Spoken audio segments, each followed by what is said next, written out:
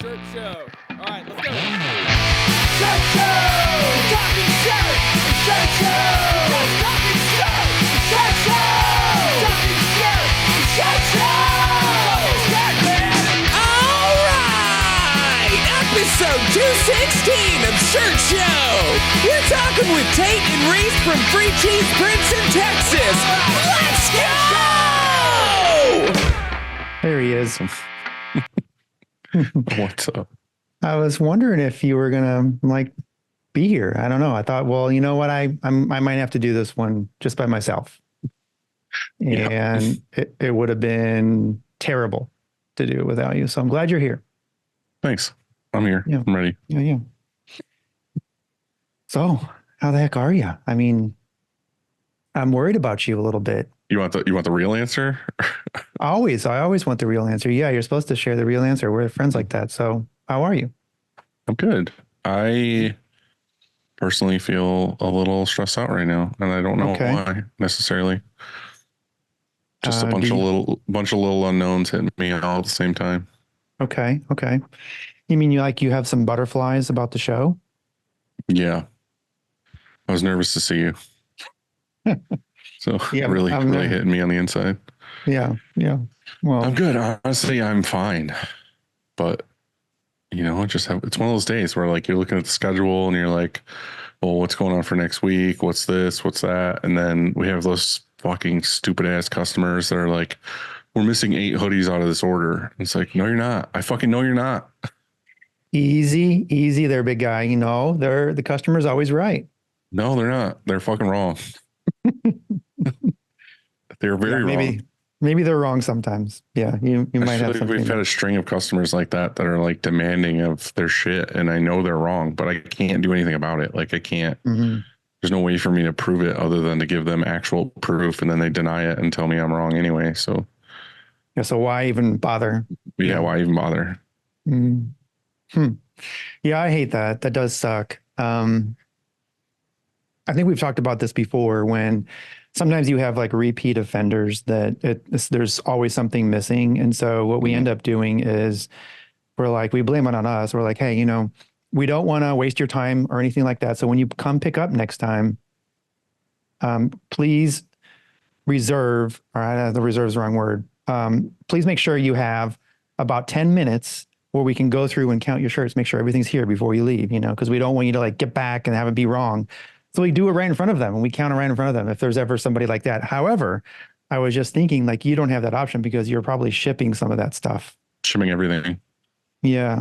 So you could say, hey, it's funny because she came to me, one of the sales girls came to me and was like, hey, customer says they're missing eight items or whatever. And I was like, there's no fucking way. We do not allow that here.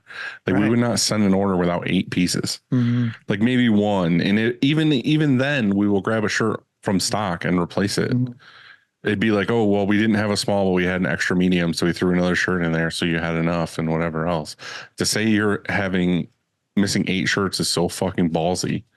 And then I found out it wasn't 8 shirts. It was 8 fucking hoodies. Ouch. How are you missing 8 hoodies? There's no way. Yeah, usually when that is the case, they either miscounted or they never ordered them really. You know what I mean? We didn't invoice them. Yeah, but that wasn't the case. We invoiced them for those 8. We have them. We have the record from SNS that we had them. The weights were correct. We had no misprints on the order. We shipped the whole thing. So then I always tell her while gritting my teeth, please, in the nicest way possible, ask this customer to recount what they have and make sure they're not just missing a pile or something. And then they're like, nope, we recounted 3 times. We definitely don't have them. I'm like, okay, cool. That's not, honestly, that's such a small part of all of the things that are happening. All of the things. Yeah. You're just, I know, but this one thing is firing me up. I know that's the same. My blood is starting to boil, and it's not even my shop or my hoodies that are missing. It's not even my problem. Mm-hmm. But it is all of a sudden just hearing it because I'm having it's triggering flashbacks of all of this stuff, Mm-hmm. So I think everybody can relate, and let's tell a good story now. Let's tell a really happy story now. I have one for you. We have a new fancy piece of equipment. And when I say fancy, man, it is pretty fancy. It's really neat. It's the image capture from M&R. And so you got the beta in? So there's 2 betas, right? There's one that's on a shop somewhere that has a passport, so that the passport is the auto offloader. Right. Yeah. And it takes a picture in the offload station and makes sure that everything is great. And it makes a lot of sense for that, use case. But for ours, it's like, hey, they wanted to put it on just a press where there already is, a press assistant that's offloading, a human being that's offloading. Does it make sense in this use case? Like, I think it makes a reason to install it? Mm-hmm. Yeah. And we've been talking about this with them for a long time now. It makes a ton of sense because people get in that, what did we even call it? They get in like that headspace of just like going through the motions, you know what I mean? And they miss a pinhole, or they miss that a color is low or streaking, ran out of ink or something, and then they can, this thing like gives them a heads up of like, hey, this isn't like the original. Mm-hmm. So here's what you do. Like once you have your final, like it's approved and this is what you're going to print and you're going to go with, it's like a touch screen. It's this large touch screen that's in our case, it's on head 14. So we have a 14, it's on the 14 color. Right. And so you just draw this box around whatever image you want, however big you want to draw it. And so we're going to draw the entire width of the palette in case there's a pinhole or whatever. Right. And then which is where they mostly happen, is on the edge of the palette anyway. Edge of the palette, right? And so we draw this box and we save it as the original image, and that's like the image, right? And so then once you start printing, it compares every single print to that original image, and it says it lets you know if it's off. And there's also a monitor at the end of the dryer that'll light up and say, oh, here's where we see a problem. Here's where the problem is. And so it's really cool. So they know to pull them and blow them out or fix it or just to say, by the time it gets down to the end of the dryer, you've printed a dozen shirts or whatever. But so the idea is that at the offload station, at the press assistant can be notified if there's an issue just right away, like the very first shirt that something's wrong, and so it's really cool. We're excited. And the nice thing is you can leave it on press. So if you did miss a color, or you can fix it. You can fix it. You have a chance. Pull them all and then find out later. Yeah, you have a chance to fix it.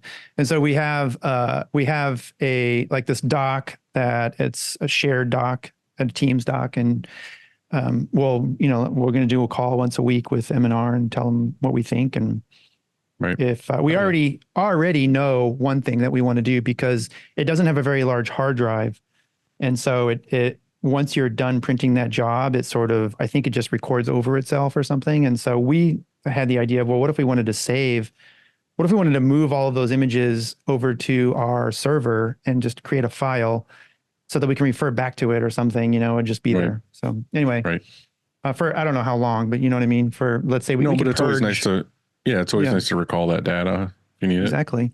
So we're stoked. There you go. Yeah. I did do some cave spelunking. Oh yeah. A couple days ago.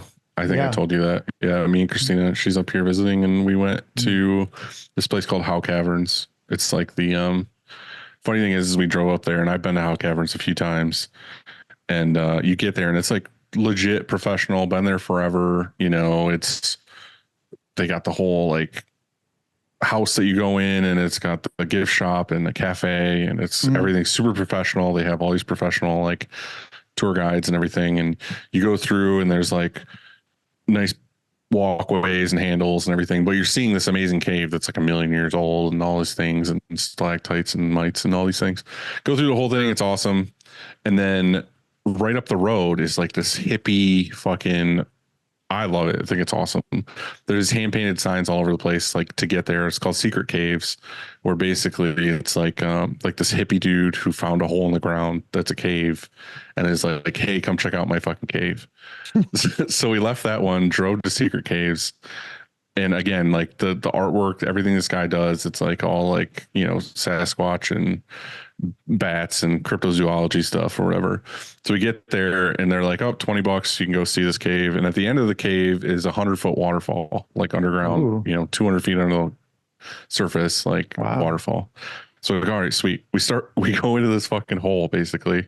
And it's just these like handmade concrete steps that go down into this cave, and everything's wet. Like if we would have slipped, we would have died. Like you just would have fallen. Were you the only ones, or were there other people? There were like 5 or 6 of us, I think, in that group with this tour guide that was just like the dude who ran the cash register. And it was amazing. Like we got down in there, and like again, you're just seeing all this cave stuff, but it was way more legit. Like the other one was like professional, but it still feels kind of like almost like a Disney attraction, like the original one, because it's so polished.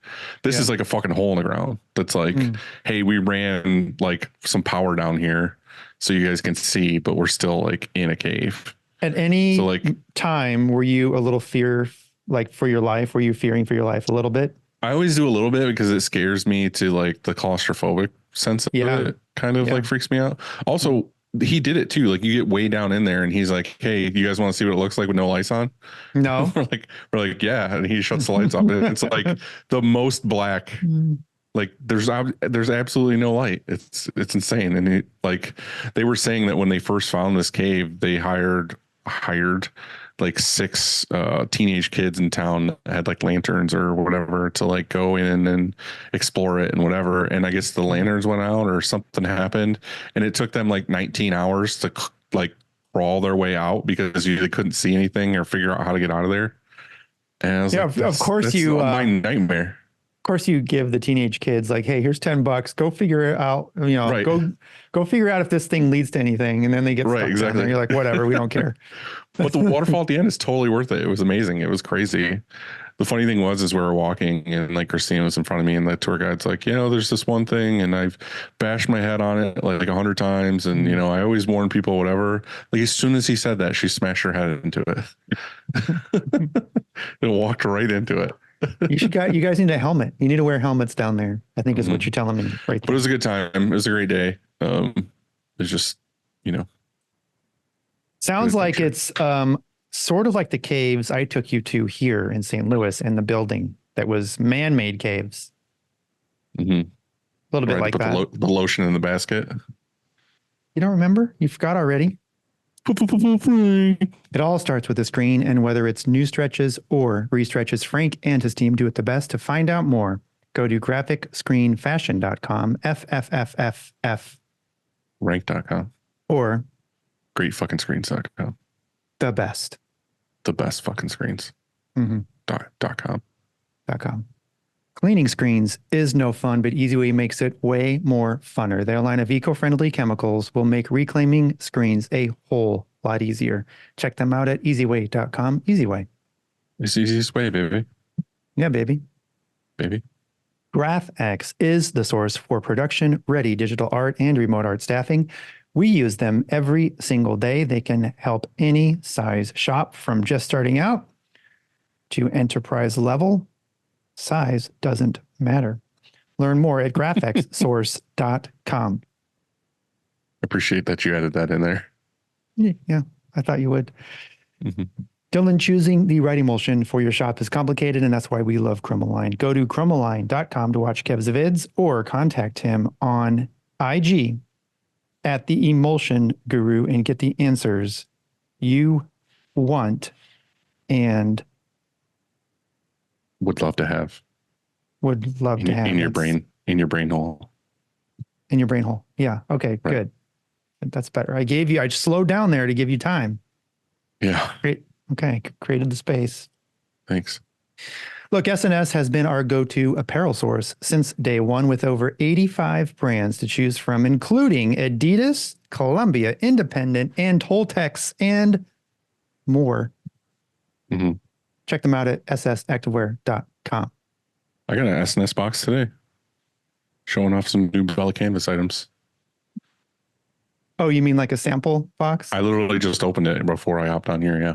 I was going to say like, oh, you got a whole box? Like you got a box? Wow. That's box amazing. Of goodies, yeah. Box of shirts. I do love that they send those things out. Like it's cool to like get introduced to them. I mean, it's a lot of work. They're fancy boxes and they also print on them, which I have a disagreement with, but they're cool. They're nice to get. Okay. Well, you want to share it with us? No? Time? Share what? box? Yeah, I want to see it now that you said it's printed on. Hit me with the box. I'm just saying, like, the box in general is always cool. Like, these are nice little, boxes to get. Okay. Talks about Bella Canvas shirts in here. And then it always comes with, and again, like, these boxes are no joke. Like, they're, here's a shirt with a design. It's a heavy, nice shirt. It's pretty cool. That seems very pro. And then here's another one with. No. So we have print. that same. I walked by a minute ago and I saw that and I'm like, what the hell is this shirt? Now someone opened it without you. Yeah, they did. Okay. They well, opened that's your fine. mail. Well, that's it's a good. fucking federal offense. I want them to. It was probably not addressed to me. Okay. Just addressed to the Kong in general. That's right. Anyway, SNS, great job on putting these things together. You rule. Great job, SNS. Dylan, you want to say a couple of nice things about our friends over at Gildan? I do. The original go-to tea of the industry, the original premium tea that has inspired all others. The 2001 has been copied and ripped off so many times that I can't keep track anymore. AA is back. Make American apparel your go-to for premium blanks. We've been testing out a bunch of American apparel just for our customers and adding things to the showroom, and they are fucking really nice. Really, really nice pieces. Also, Comfort Colors. Everybody I know and their brother now is using Comfort Colors. It's my favorite shirt by far. And it has been. I see. Yeah. Well, for sure. Yeah. I For see a all these year. brands now that are doing like their regular shirt, whatever they printed on before. And then they always have a premium option now. That's literally the exact same design on a Comfort Colors. And it says like on Comfort Colors. So it's funny that now they have to use it almost.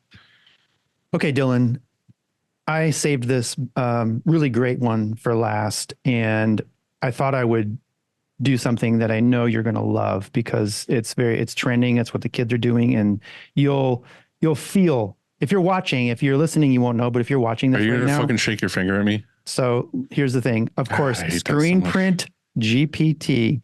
You definitely need to sign up for this problem solver or you are missing out. Matthew Michael Marcotte is on the Oregon Trail of screen printing. There you go. Done. Stop it.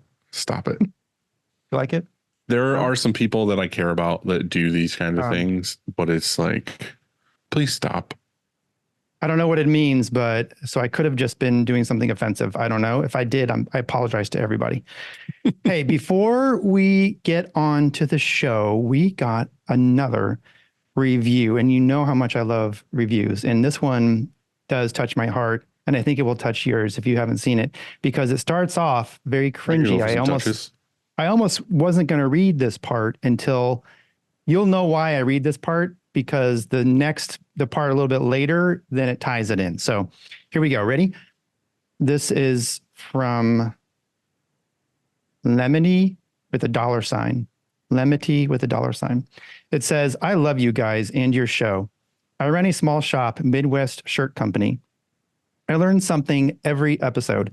My wife, on the other hand, hates you guys, or at least the show.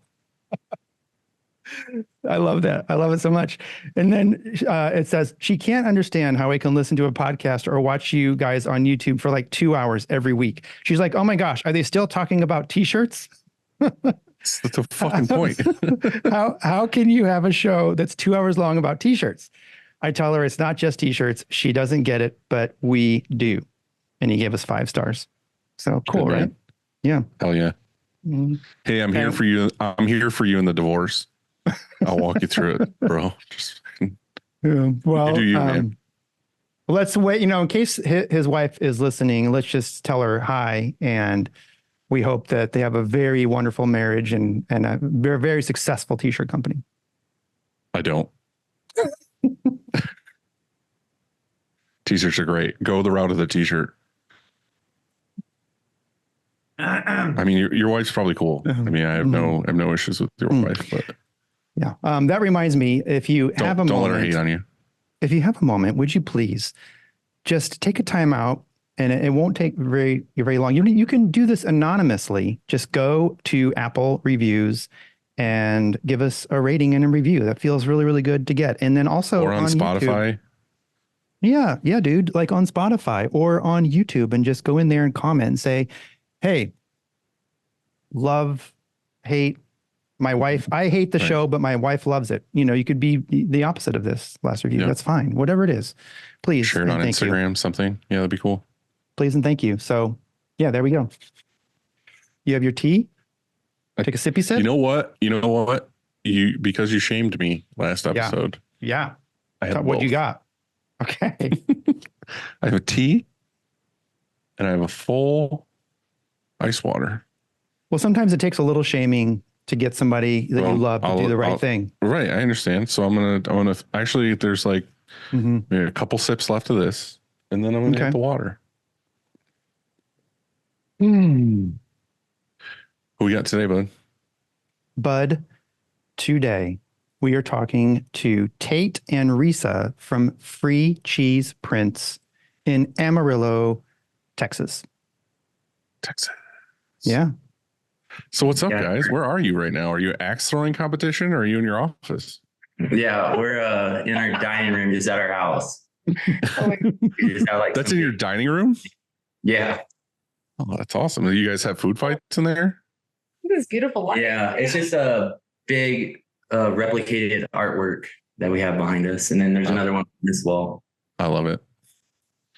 So this all started because you guys sent us in a a review, because we were just kind of talking about this.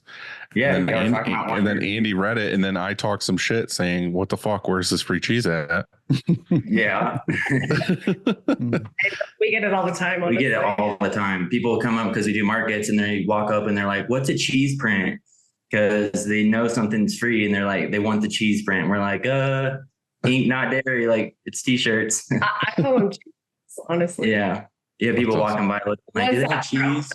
For the free cheese. You should print them in easy cheese and see how long. Yeah, maybe it's a missed opportunity. I don't know. Maybe you should have free cheese. Like who doesn't love cheese? You know, so that's maybe true. Our very first pop-up, we had string cheese. We had a cooler, and we gave out a bunch of string cheese that are like first ever official pop-up, but we only did it once. It with our like logo and all that stuff, and like handed it out. And you'll hate to hear this, but we're actually we're vegan. So now we weren't then when we did it, but we are now. Well, that's cool. I mean, they have vegan cheese, right? Yeah. Oh, yeah. I mean, we did a ton of it. So there's a fake everything now, basically. Like, you guys can have the same diet I have, just with vegan options for the most part. Oh, 100%. I mean, we're probably definitely leaning more on the junk food vegan than like the super healthy salad everyday vegan. So is vegan cheese more expensive, less expensive, or the same as just like regular cheese? Oh, more expensive. I would say more expensive, but depending on the quality. Like, there's definitely some cheese out there that's expensive. So there's like artisan plant-based cheese that's really expensive, or there's like, I don't know, there's cheaper stuff for sure. Regular cheese that's expensive. So let's just talk about cheese for a while. Yeah, they're like there's vegan cheese that's aged, right? So it's aged in a cave or something for a year, and that's more expensive. It takes longer to make. Maybe that's it. Oh, for sure. They actually we were just talking about how cavern, so we went there, and on the wall when you get into the cave on the bottom is cheese. It says cave aged cheese. Yeah. Nice. Yeah, I think the French did it the best. And I actually just read an article that said camembert and everything's in jeopardy now because that fungus or whatever that makes that cheese is not replicable. So it's going to go extinct, supposedly. See, I grew up on just like bullshit cheese and like government cheese and like, you know, like a Colby.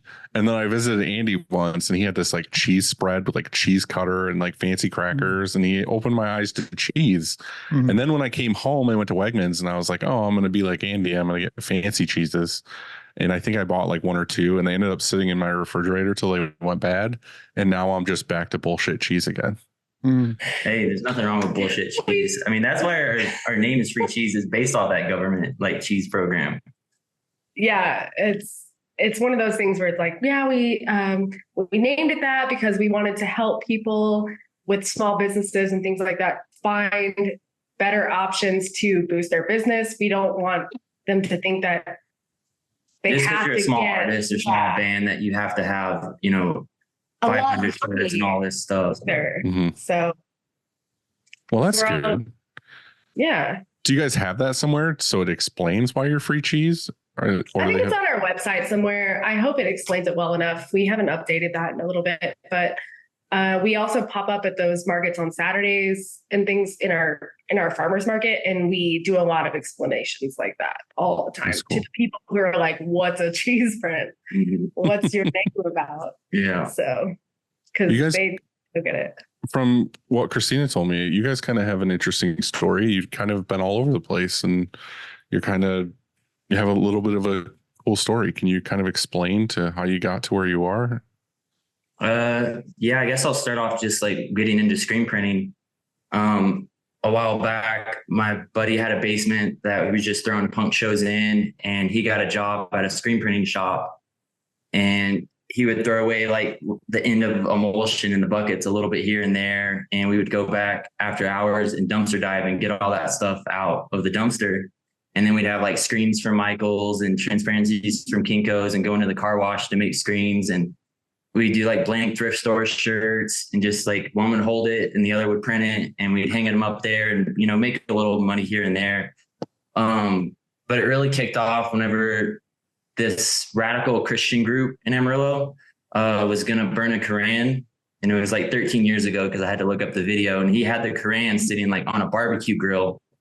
And our friend Jake ran up and he stole the Koran and just like took off so the guy couldn't burn it.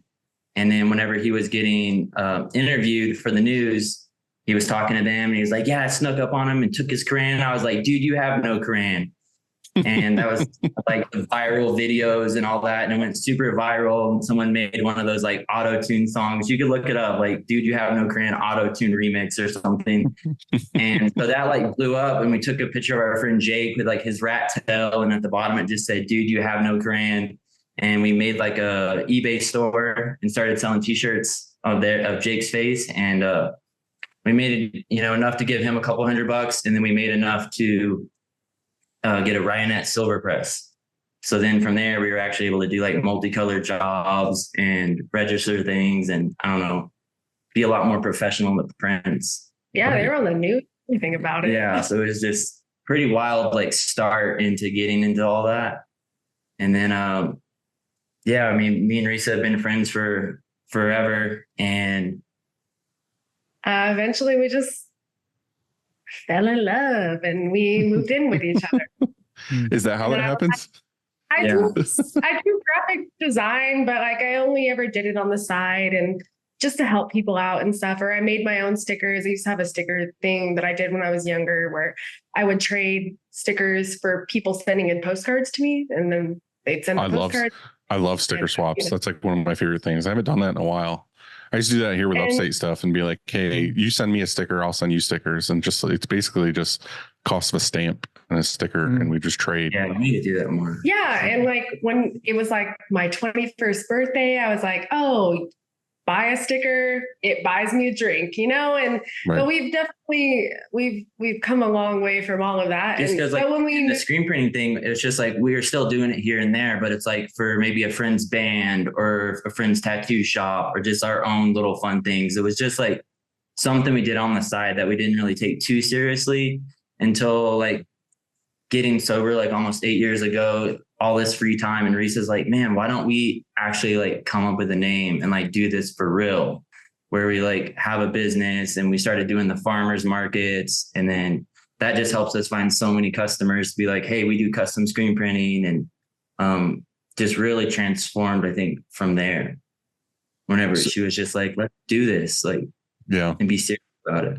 So one of the things like we really wanted to talk to you guys about, I guess, is the fact that you had this DIY punk mentality in the beginning of like just making these shirts and selling them and helping out buddies and all this other stuff. But then you kind of had almost like a radical life change a bit, like you're saying, with the getting sober, and you decided like, "Hey, we want to still do this thing that's fun and exciting and kind of something we're creating, but we want to make it what sustains us in our life."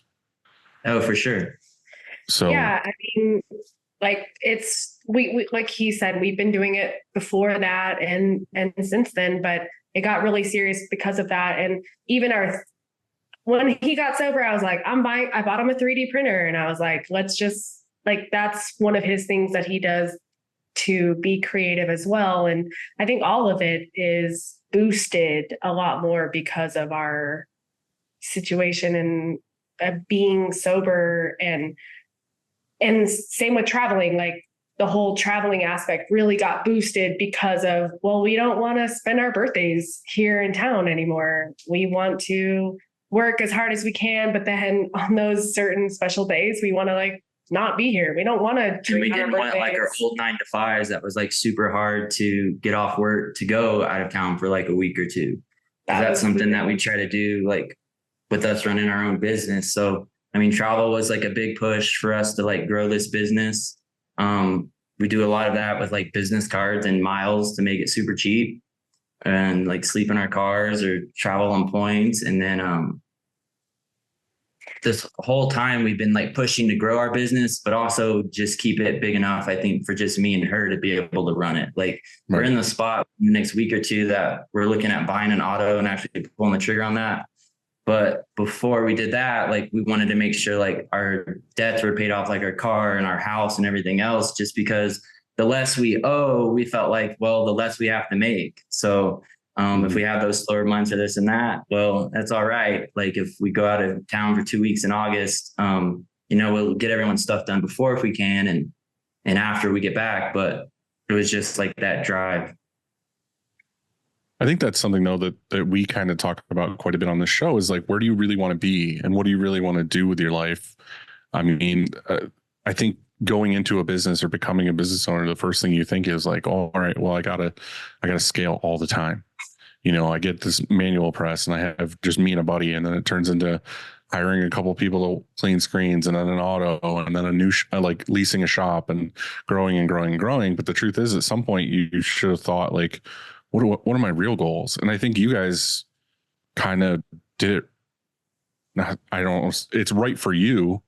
It might not be right for the other person, but that's the thing, is you need to evaluate. And I'm super stoked to hear that you guys just kind of were like, hey, I want to pay off our car, pay off our house. I want to print to just do the life that we want to live. You know what I mean? And like, that's amazing. That's awesome. So.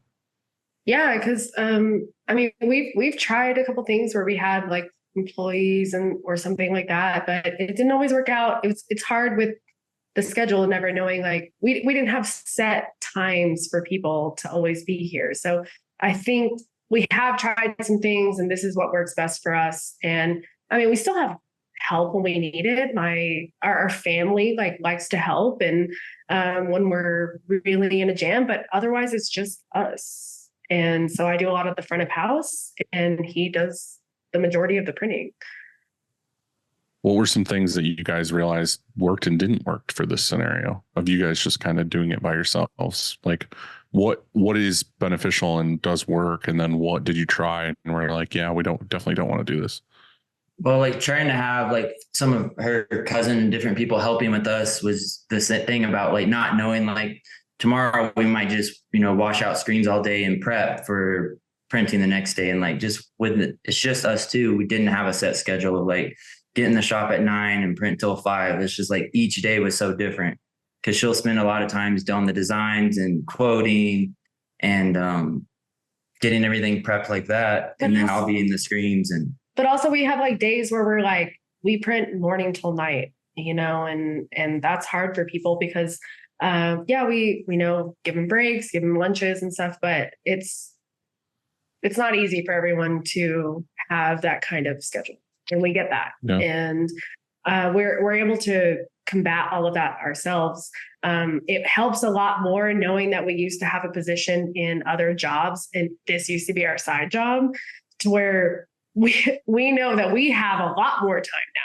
So we take advantage of that by I wake up early and I'm doing stuff, and then maybe we're printing after I'm done with a lot of the computer work, and then I can get back on it later.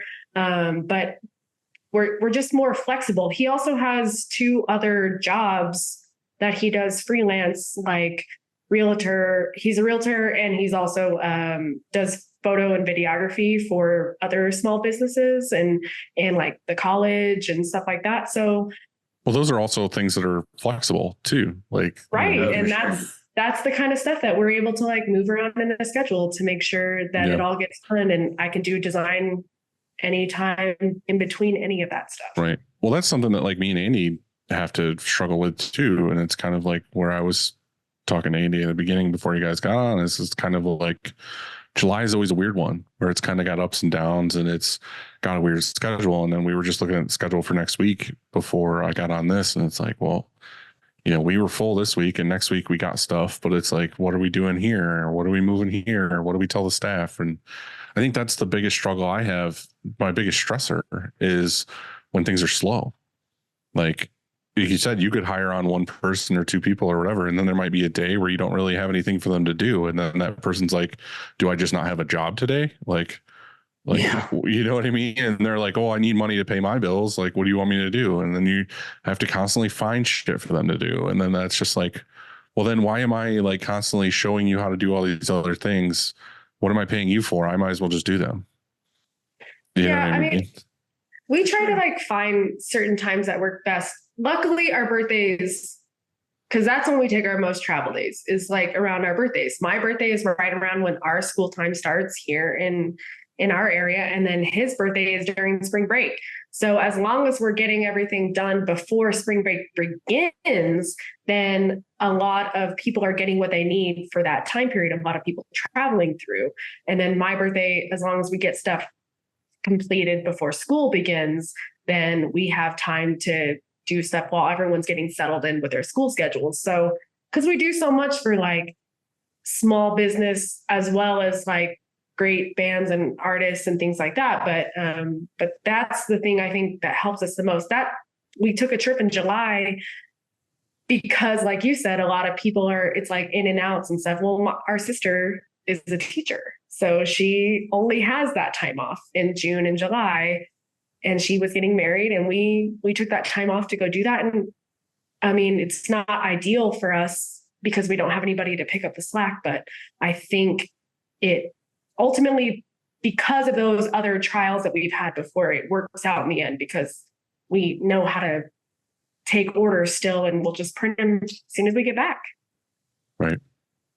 You know, shops come in all shapes and sizes. And I think that listening to you, sometimes you don't know. Like sometimes you don't know how big you want to be. And so I think that, I mean, that happened to me, you know. So at first I was just all about, we were growing, and I would solve problems by either automating or adding people and then space. And before you know it, you know, here we are. And so I think that sometimes you reach a point though, and you can downsize. You can say, you know, this is too big. Like I don't want to be here. This is too big. And so you can downsize, you know, and whether it's equipment and space, people, the whole thing. And so I think that sometimes you don't know until you're actually there. It's hard to, I mean, it sounds like you guys did. It sounds like you knew from the beginning, like what your goals were. And you're like, hey, we never really want to grow much bigger, and bigger doesn't mean better.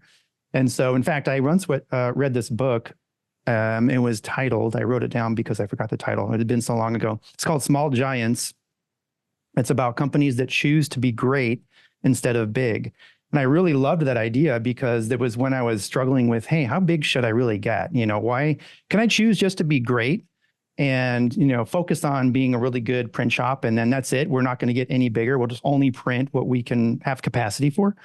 And that's what I chose to do, you know. And at some point, I think that a lot of us have to make that decision. We have to decide if we should get a bigger building or add more presses or more people. And that doesn't always mean more happiness or more success or more anything. You know, it could mean less of all those things. And so it's tricky, I think.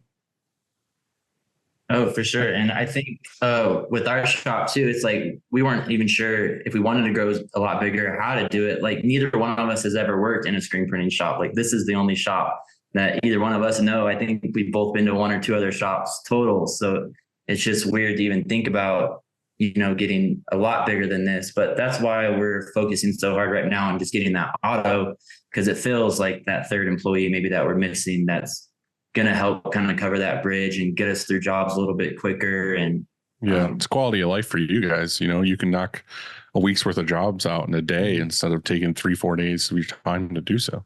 Oh, for sure. Yeah, we're super excited about going that route. To be able to do that for people and like get them their stuff faster, or be able to complete larger jobs for less money. I mean, whatever we can do to kind of like meet up. We're not trying to ever undercut other businesses or anything by being a small shop. We're just trying to keep up with that and be able to be recognized as just as good of a shop as anybody else in our area. Sure, yeah. But by being here, and I think that some of those larger jobs are those missed opportunities for us, and that's where the auto comes in hand.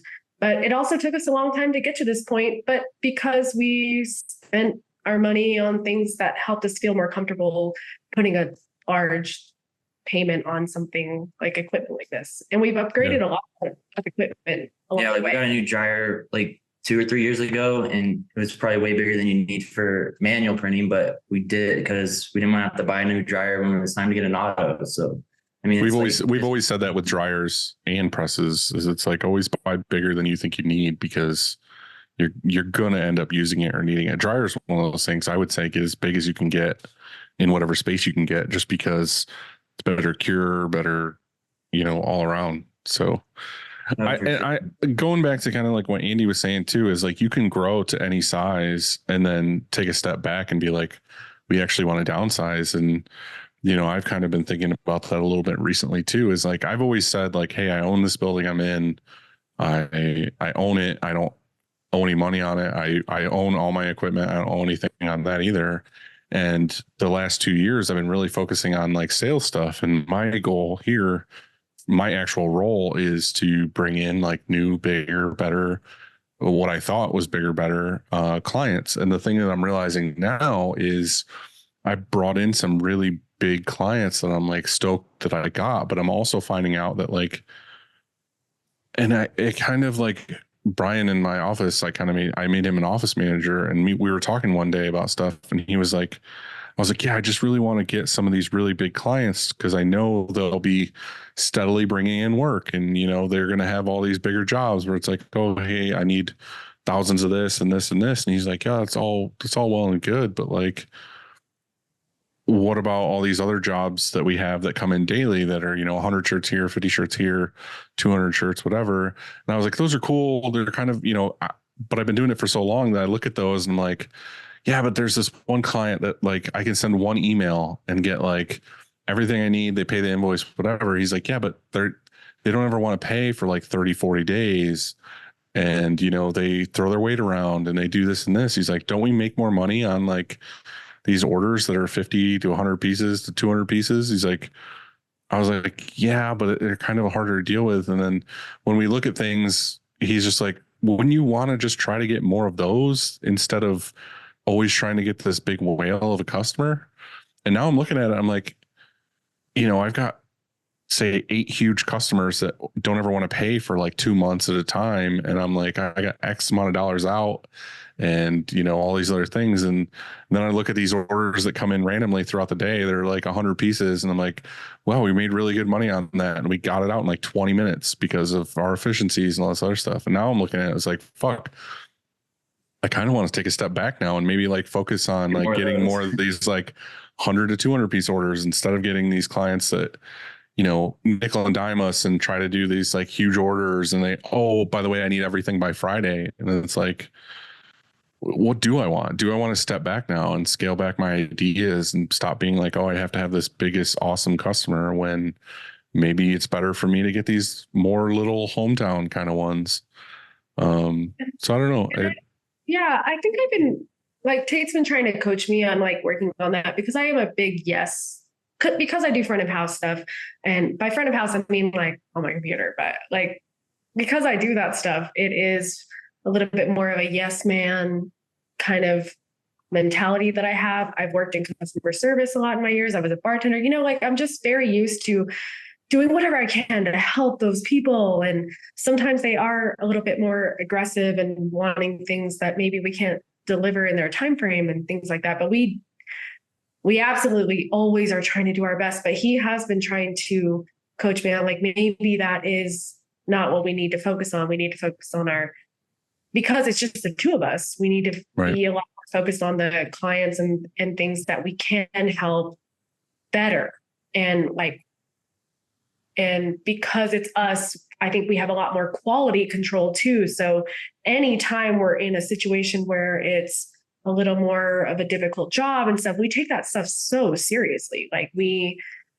And so the harder it is, the more seriously we take it, and it could take a lot longer. So we're very mindful of all of that stuff coming in. It's not just grabbing an order and going with it. And that's something I was going to ask you guys, because you seem very focused on, just growing things for you too, to where you can, do your life and travel and, pay off your things and just work from home. What is your go-to, what is your ideal customer?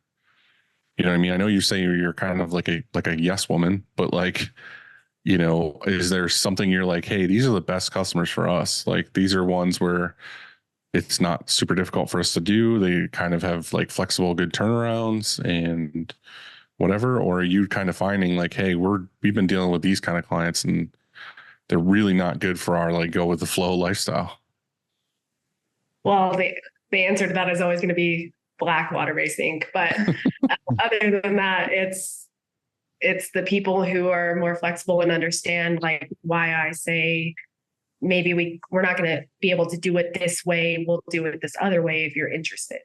And those people who are willing to turn their crazy multicolor design on a 100% polyester shirt into more of a 1 or 2 color thing. Those are the people that I think understand or are willing to understand more. We do a lot of discharge too. So when discharge comes into play, there's those certain shirt colors you can't print on, and the people that understand all of that. And I try not to give them the whole idea of why we can't print on stuff like that. I just try to tell them a little bit. And like I said, making it as easy as possible to understand. Those are the people that we appreciate the most. I think that the answer to your existential question, basically, of your shop is that I think it's both. I think that, that's kind of what I was trying to say, but it's it's hard to focus on both at the same time. I don't think so. I think that, well, maybe it is if it's just one person, one account manager, but I guess it depends on there's something that depends on how large your shop is, but and that's not necessarily true either, because we have account managers that they handle all different types of orders and all different types of customers. So I think that if you have all of the business, if you have so much business that you're turning away orders, then you can pick and choose and say, all I want to print is 100 shirt, quantity of 100 every single time, and black ink, water-based ink, sure. And then I guess you can do that. But I think for most of us, most shops, we go through these ebb and flows during the year, and we take the orders that are given to us, whether it's they walk in or they call us at the email, and sometimes those are through large customers and accounts like you're talking about, the pay on terms. We're dealing with that right now. Our largest customer likes to take the terms to the very end, and I've accepted that though. So if we're going to print for them, I know that's how it is. And that has to be. I've already bought and paid for the shirts, and I've already bought and paid for the labor, and I'm just waiting on getting paid. We're paying full for, walk-in stuff, but this type of thing, we're not. And so I think it's just a balance. I think that's just the way with everything in life, is just balancing the people who pay right away or, in full, and then also the larger customers. I think though the danger zone is when you have those large customers that, like you said, if they're throwing their weight around, or if they're pressuring you for turnaround, well, then you have to have a conversation with them and say, either you're going to charge for that extra, charge a premium for dealing with the stress of quick turnarounds and throwing your weight around or whatever, or they're going to have to go away. You know what I'm saying? And so I think those are the ones that you maybe need to fire, but I think you do a really good job of that. You've been doing this a long time, so you know when to recognize. Yeah, I don't have any issues with that kind of thing. I'm just saying personal, not necessarily struggle, but it's just again, like I want to be what I am. Like I don't want to grow any more than this. Like if anything, we've had discussions, and this is a whole nother discussion, but like we've had discussions of like getting rid of a press and buying like more heat presses or doing like the DTF route for certain things or whatever. And I just think that I'm happy where I'm at. Like happy with the amount of employees I have. I'm happy with the equipment that I have. I'm just more in the realm now of like, it sounds shitty to say, but like, what kind of customers do I want? Like, how do I want to live? Like, do I want it to be like every job is a fucking struggle? Or do I want it to be like, we're picking and choosing clients we want and we're saying no to the rest? Yeah. You know what I mean? We've been Like pretty lucky, I think, with a lot of our customers a year ago, like switching to Printavo and start sending like the quote that they can approve that turns straight to an invoice and paying it. Like we've had so many people, once we switched over, we thought it was going to be like a big struggle to get them to pay ahead of time. But for the most part, everyone's been pretty good with it, except, I mean, we do have probably 3 or 4 of our bigger ones that we print for. It's still usually check on delivery or, schools take, I don't know, has to go through the mail. So yeah, school big like foundations and stuff that have to get their checks sent through a different person. Like, so we definitely were flexible with that, but we did switch in 2023. We switched to payment up front, and then in the end of 23, we switched to Printavo to do a lot more stuff because we were wanting to get more of that approval stage, a little bit more of. I think that it helped us, even without an auto, it gives us more of a legitimacy by having a good platform like that, since we are printing from here. We do offer like free delivery in town so that people aren't having to come to home. But for the most part, people are really happy with that new process. And then popping up on the weekends, I think that a lot of people are always worried, like, oh, when you go automated, then you're going to lose that customer experience. But we pop up on the weekends and we see the people that we work with a lot.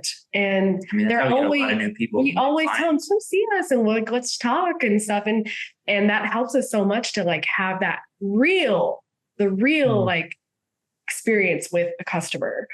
So that's something too that intrigues me, and I've never done that. And it's like, again, I don't necessarily want to talk about me, but I feel like more and more I automate things, and the more and more I delegate things, the more and more I'm like kind of stuck in my office, and I'm not in the day to day, and it kind of bugs me to a degree. You know what I mean? Like, I want to fucking get my hands dirty. I want to like work on this or see where we're at with this kind of printing, or what can we do to evolve and all these other things. It's like, if I'm just sitting in my office working on like big picture things all the time, I'm not getting my hands dirty and like playing around with things. And I miss that. And the cool thing you guys have is like, you're doing these markets like once a week or whatever, and you're seeing the people and you're touching all your shirts. I mean, you're still doing it yourself in your garage, but like, it's nice to know that like you can go see the people and talk about shirts and things like that every weekend. So can you talk about that whole process? Like, how has that been going? Like, is it beneficial for you, or is it just something you guys feel like you need to do? Absolutely. For a lot of different reasons too. Yeah, 6 or 7 years. We just recently switched to a different town that's a little bit north of us. It's like 20 minutes away. And they have a really good setup, a really good management team. So we just get there early. We just set up. It's a 4-hour endeavor. We put out our own designs, which helps us say, like, check out our designs. Like, if you like stuff like this, we can help you make designs like this for your shop. Like, it doesn't have to be a logo design. And then also at the same time, it's water-based and discharging, which I think really sets us apart from other vendors who do the same thing, because that's the kind of touch the shirt and be like, man, that's soft. Yeah. And then you start having those conversations about like, hey, well, if you ever need custom shirts, like this is the kind of stuff we can do. And we try to have different shirt brands on the table so you can like really quickly be like, this is what a Bella feels like. Here's the comfort color. Here's the Toltex. Like, but we also right there on the table, you can almost be like making a sell where it's like, hey, fill this, try this out. So not only are you guys selling your own items, you're kind of selling the printing aspect to them as well the whole time. Oh, yeah, for sure.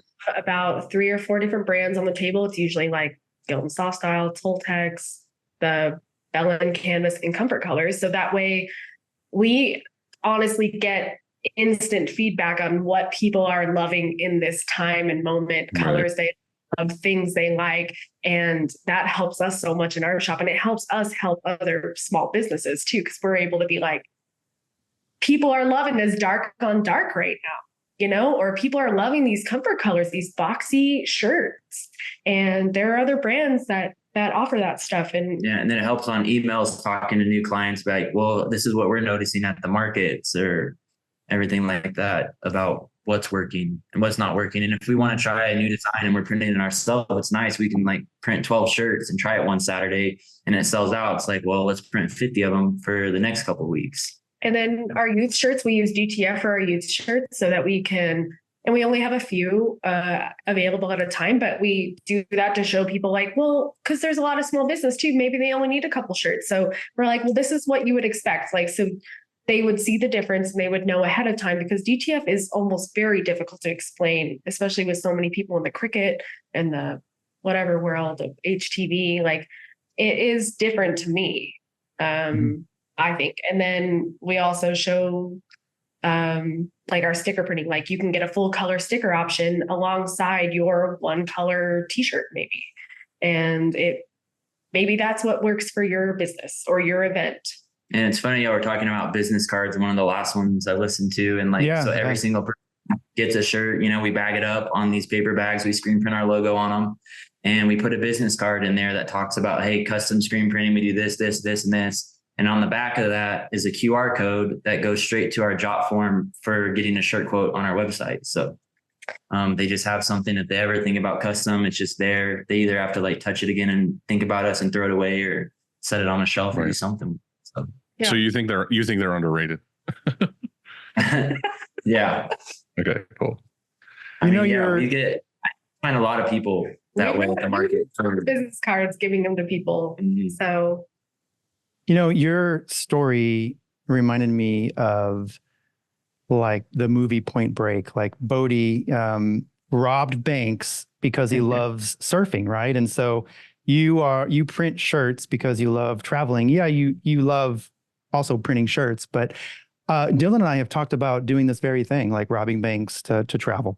But no, just printing, like buying a one color just thing, and just printing on the beach or whatever, so that it could finance our beach life. You know what I mean? And so, or whatever it is, it doesn't have to be a beach. It could be the mountains. It could be caves. I don't care. Just the whole thing of just going on experiences and doing things. I think that once you have the situation that I guess Dylan and I have, and a lot of people get into, then you're sort of trapped. I mean, yes, you can hire a CEO or an operations manager, production managers. We have all of those things. We don't have a CEO, but we have ops manager, production manager, and they can do a lot, open and close. And your shop can be autonomous, basically. Yeah, Dylan and I both leave for a week or two sometimes longer. But we're still sort of tied into it, and we don't have that freedom when you're away. I'm still checking emails and things like that. I have to answer certain questions. And so I think that being and staying small, if I were going to do it over again, I never would do the way I did it. And maybe that's because I've already done this. I think what we're trying to say is we envy you guys so much. Like, yeah, we wish we could do it all over so we could do what you guys are doing. And I'm not kidding. Like, I'm not playing when I say that. Like, it sounds fucking awesome. Like Andy was saying too, like doing the whole beach thing. Like, I watch all these YouTube videos on these people who make tiny homes and stuff, because I'm really into like real estate right now, and I'm trying to buy properties with tiny homes and all that sort of stuff. But like, I watch these videos of these dudes that are like, in their 50s, 60s, whatever. And they bought a box truck and they just like made it amazing inside. Like, it's where they live. He's like, yeah, I just pull this up to the beach in California and I live here for like 6 months. And he's like, I surf every morning. I like make a fire every night. I hang out with these people. Here's my guitars. Here's my whatever. And then he's like, for the other 6 months, I go home and I work. I have my job. I do my thing. And then the other 6 months, I live in the back of my fucking box truck, like literally at the beach. And I'm just like, God damn it. Why am I not doing that? That's the thing, is like traveling for us is one of those things that like we will always appreciate and never give up, because it's the reason why we even have any success that we have now, because we bought the smallest like what is it called? The smallest van we could find that we Sprinter van. Yeah, a Sprinter van that we like modded out, and he built like a rock and roll bed in there. So it's like couch to bed, and it has like everything we need, a sink and everything like that. And we traveled and we went to all 50 states, not always in the van, but that was our goal, 50 states before we were 30. And we've been to like all the souvenir shops and the ones that sell all the same things everywhere, but still way cooler stuff than we ever had here in our town. And that's what got us started on that. And that's what got us started doing that and getting legitimate. We got the resale certificate. We got the stuff that helps us sell to people and make our designs. And we're like, this is cooler stuff, like for our community. And also, I mean, we are always doing the custom stuff. So this is just that extra thing. And that's why I think travel to us is so important, because it really never would have worked out if we hadn't have done those things. And also like being here at our shop, it's just like you work 7 days a week if you're in town. If you're like, I'm not going to work tomorrow, it's like, well, you're probably going to wash out screens or work on a design or do something. And for us, traveling is just like banking all of our days off and just doing it at once. It's just like a forced vacation, like a forced time off. And that's how we get our little break and then come back and just print and go hard. Yeah, we don't have kids. We have cats. Cats are easy. Our brother lives across the street from us. He just comes over if we're gone, and cats don't give a shit. You can just make sure they have food and water, and they'll just do their own thing. They don't care if you're gone or not. It's the best. They're great to come home to, but that's like we have been forever working on getting to Japan, and we're finally getting to do that next month for my birthday, that's right awesome. After school starts.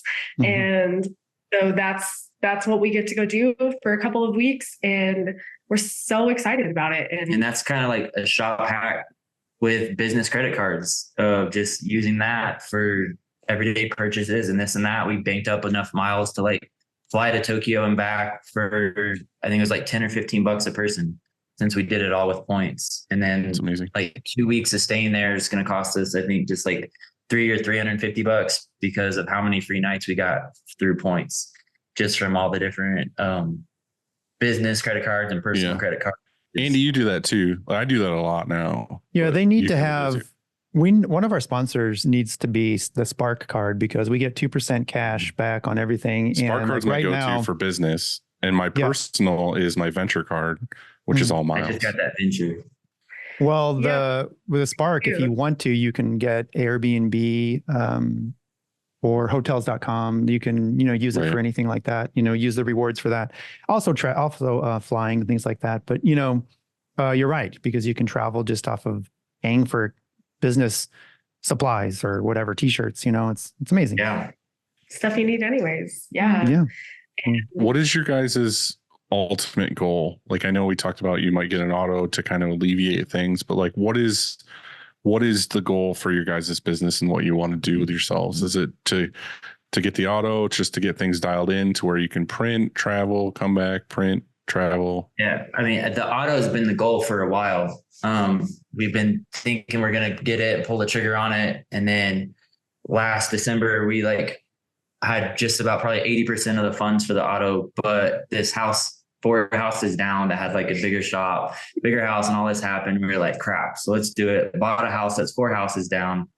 And then all that money that was kind of earmarked for the auto was like, well, let's pay the house back off and go from there. And we've just been saving up ever since then. So, I mean, the goal for a while has been the auto.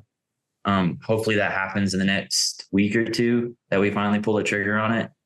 And then, so we're probably going to put just under half down on it and get a loan for the auto. So the goal would definitely be next is just paying off the auto and trying to learn it best we can. Yeah, we've stocked, there's always those extra shirts you have. We have stocked up a good pile of that so we can just practice.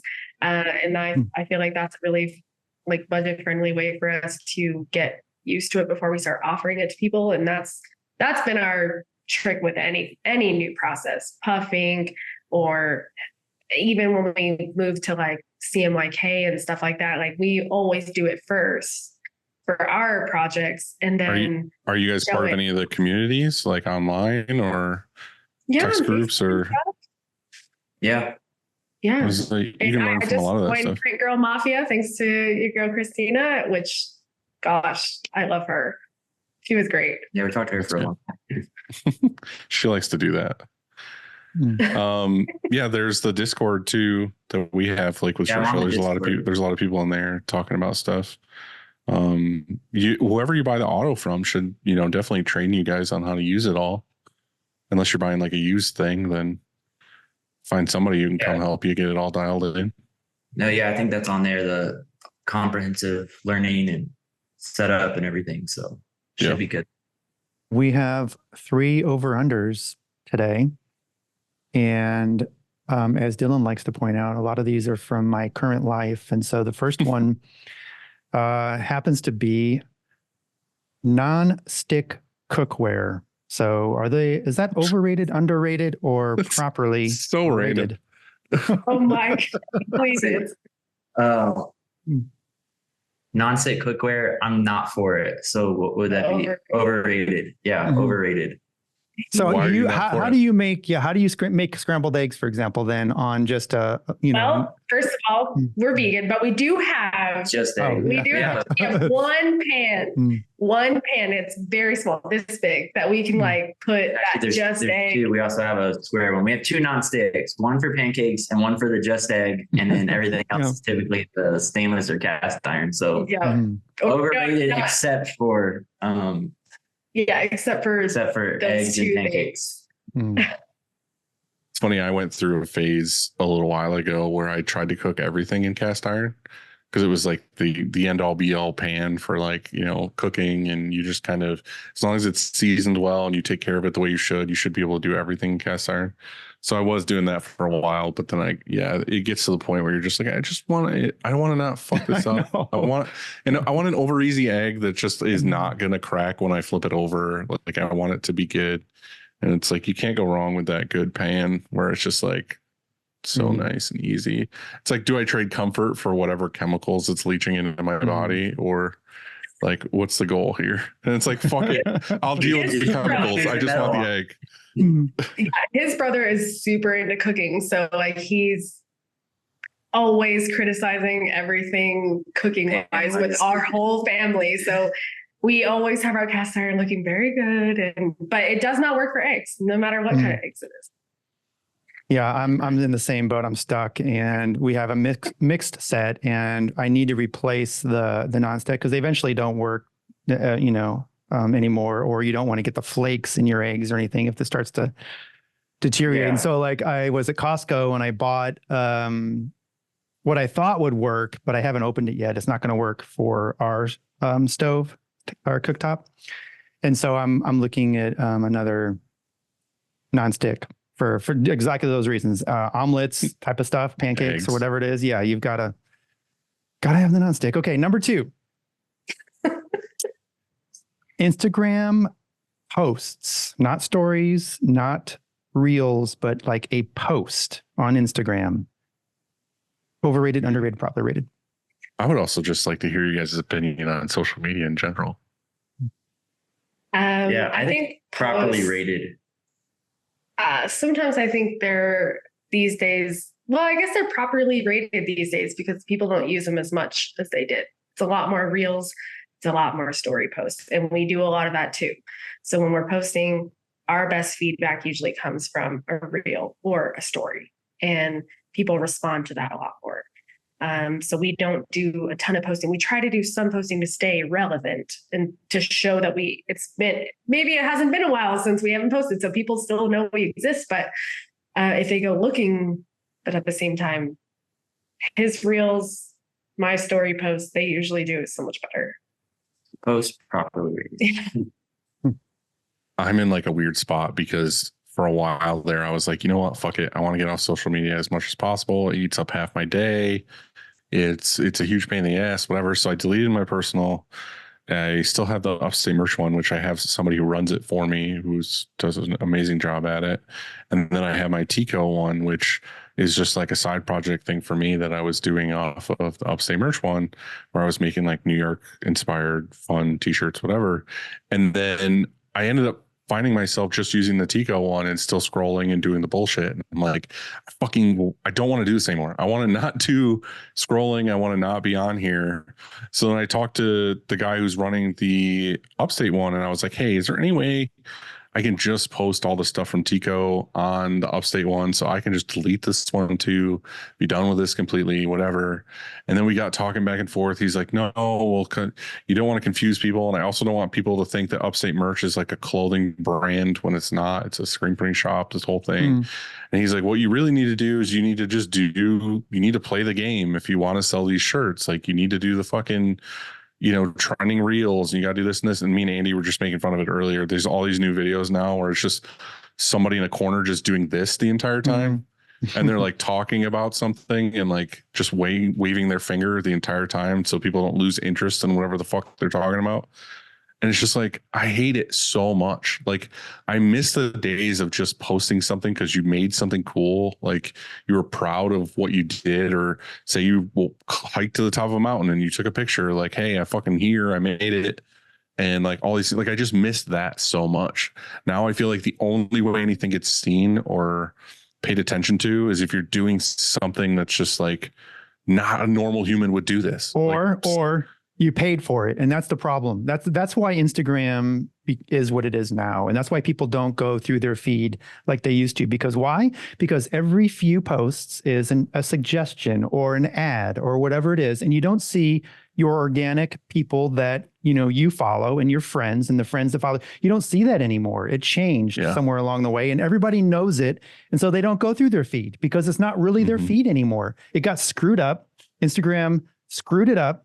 Zuckerberg, whoever it was.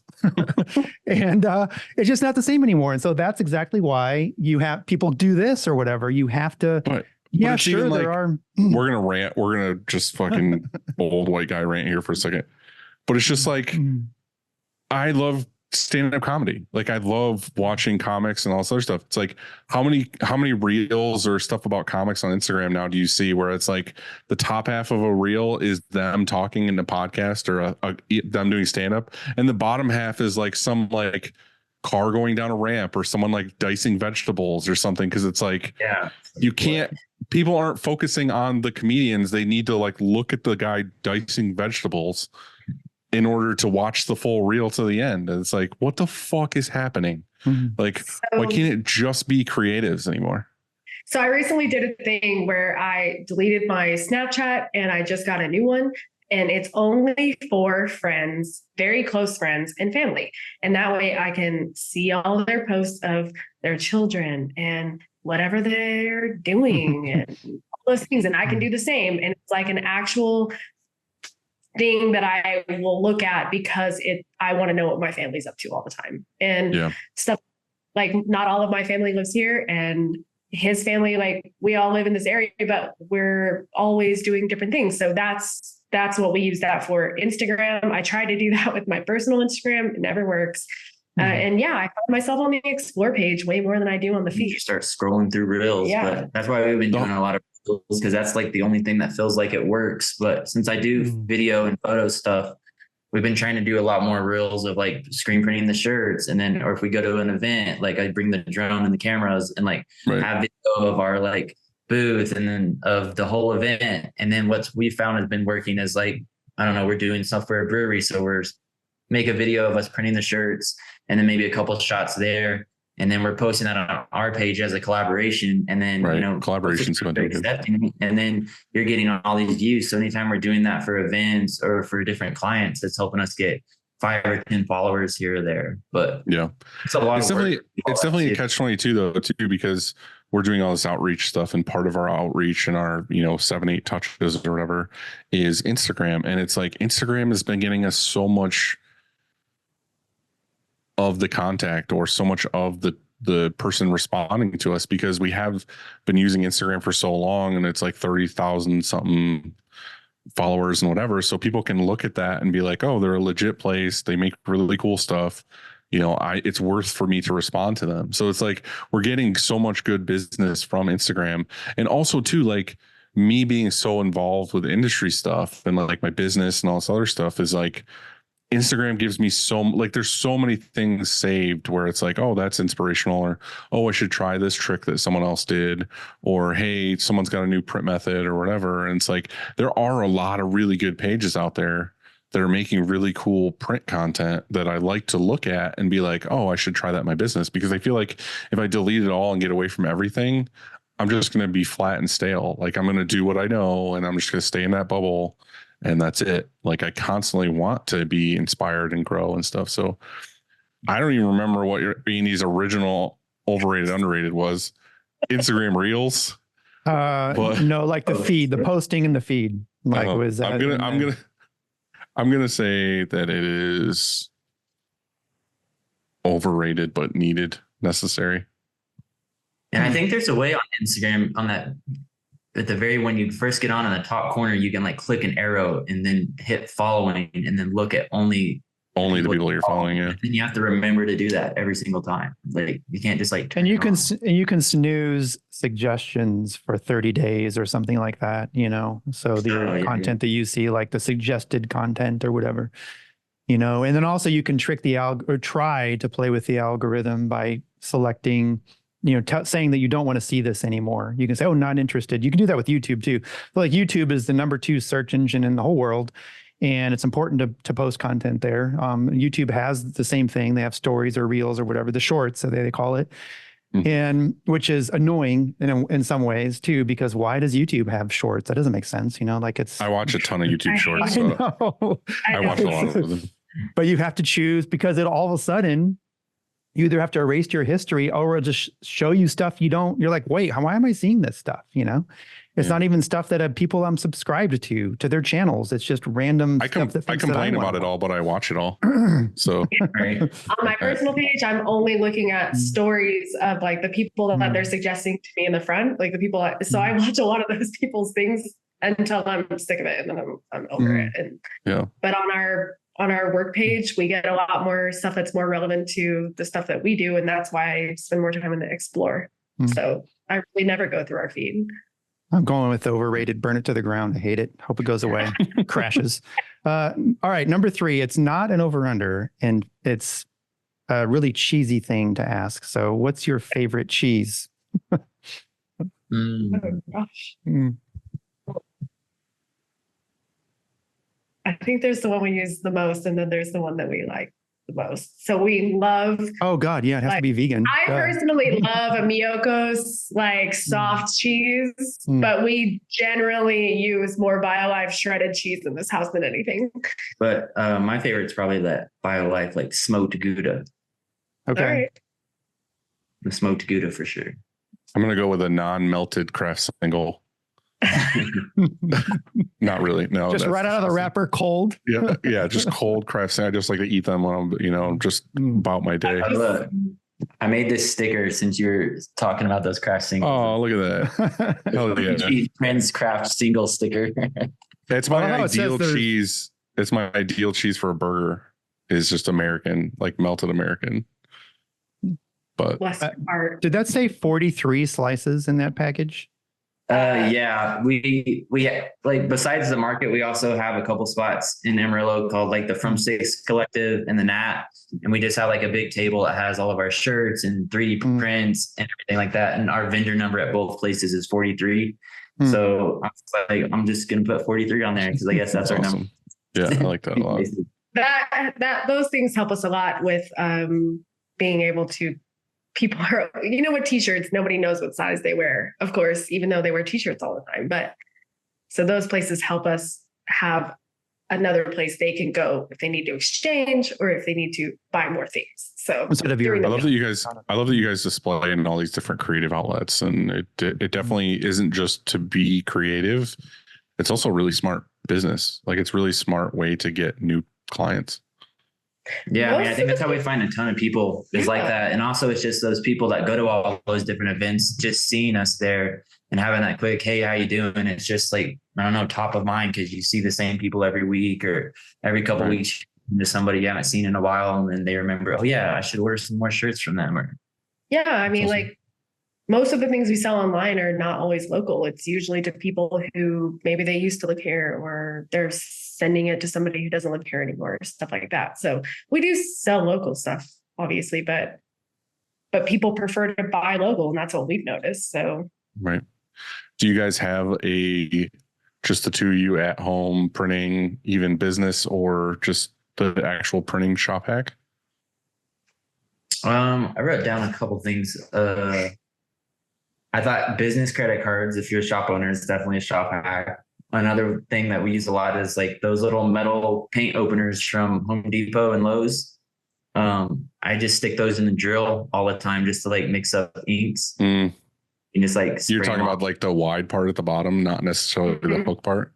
Yeah, stick the hook part into the drill, and then that's a good mixer. I guess my hack would be that a lot of those shirts, like maybe if we had a couple extras or something that came in that aren't for an order or whatever, we usually print a couple of our one color designs on those, and we sell them on a really inexpensive, like $10 rack or something, in order to get those sold. So we don't have like a bunch of that, or instead of just using them as like test shirts or things like that. So that's what we do most of the time. So you're selling the overstock in your own brand. Yeah. That's awesome. Works for us. So there's a lot of people who appreciate it too. So they're like getting $10 for yourself. Do you ever fear that, and I have had this before, like we used to do this where basically our overstock at the end of the year would be a lot of stuff. Like it would be, hundreds of shirts or whatever. And I always, back in the day, would just print Upstate logos on them or whatever. And then it got to the point too where I was just like, but I don't really like that shirt. You know what I mean? Like, I don't want someone to get that shirt and be like, Upstate loves this shirt, because obviously they printed their logo on it. And then I'm kind of like, ugh. So then it got to the point where the last couple of years, honestly, I just have been donating everything.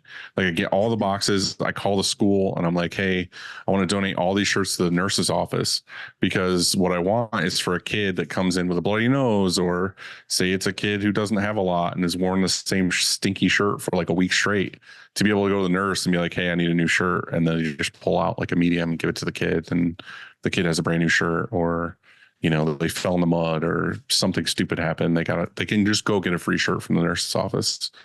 But I did have to make a clause to the school of like, hey, these are specifically for this. I do not want to find out that you fucking took these shirts and printed the school logo on them and then are selling them in the bookstore.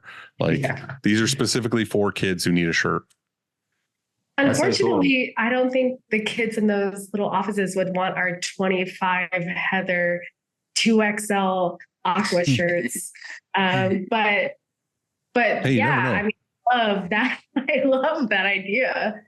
And ours is mostly because we try to have a new shirt every week at our booth to help bring people back every time. So we're like, something's new here every week, whether it's a shirt, tote, whatever. And so we generally, some of those designs that people are like, hey, do you still make that shirt? Do you still have that? And well, yeah, we do. So that's what we print, those one colors and stuff on those blanks. Nice. But I like your idea so much more.